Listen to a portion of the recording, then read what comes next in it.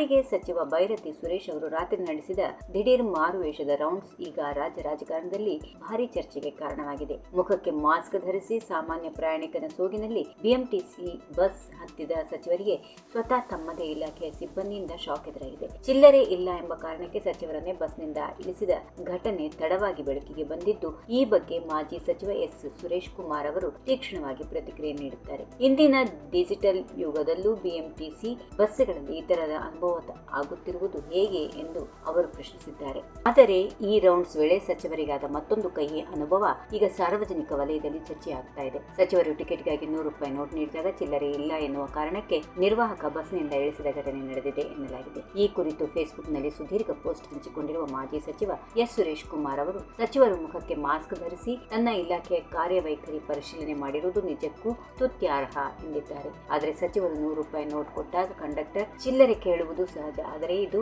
ಚಿಲ್ಲರೆ ಕೊಟ್ಟು ಸಹಕರಿಸಿ ಎಂದು ಕೇಳುವ ಕಾಲವಲ್ಲ.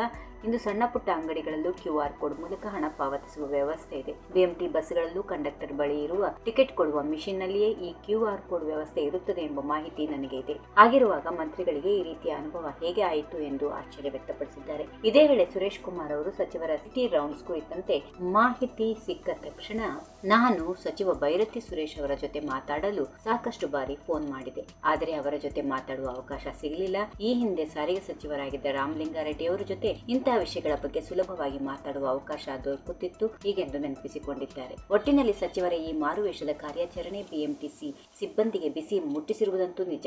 ಆದರೆ ಸಾಮಾನ್ಯ ಪ್ರಯಾಣಿಕರು ದಿನನಿತ್ಯ ಪಡುತ್ತಿರುವ ಚಿಲ್ಲರೆ ಸಂಕಷ್ಟಕ್ಕೆ ಡಿಜಿಟಲ್ ಪಾವತಿಯ ಮೂಲಕ ಸಂಪೂರ್ಣ ಮುಕ್ತಿ ಸಿಗುವುದೇ ಎಂಬುದನ್ನು ಸಾರಿಗೆ ಇಲಾಖೆ ಉತ್ತರಿಸಬೇಕಿದೆ. If you like this video, ಬೇಗ ಲೈಕ್ ಮಾಡಿ, ಕಾಮೆಂಟ್ ಮಾಡಿ, ಶೇರ್ ಮಾಡಿ ಹಾಗೂ ಯೋಯೋ ಟಿವಿ ಕನ್ನಡವನ್ನು ಸಬ್ಸ್ಕ್ರೈಬ್ ಮಾಡಿ.